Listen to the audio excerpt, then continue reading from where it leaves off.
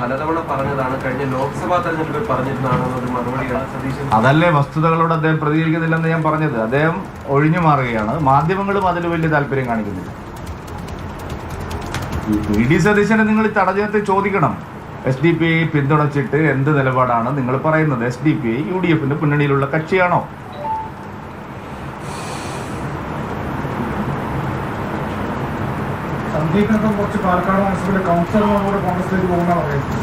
സതീശന് കണ്ടക ശനിയാണ്.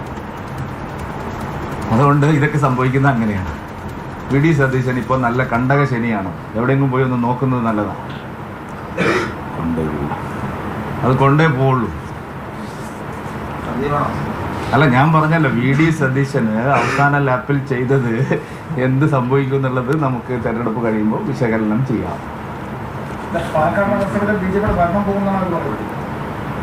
അങ്ങനെ സ്വപ്നങ്ങൾ കാണാൻ ആർക്കും അവകാശമില്ല. ടാക്സ് ഒന്നും അടയ്ക്കേണ്ട ആവശ്യമില്ലല്ലോ. സ്വപ്നം കാണാൻ എന്തിനാ നികുതി അടയ്ക്കുന്നത്?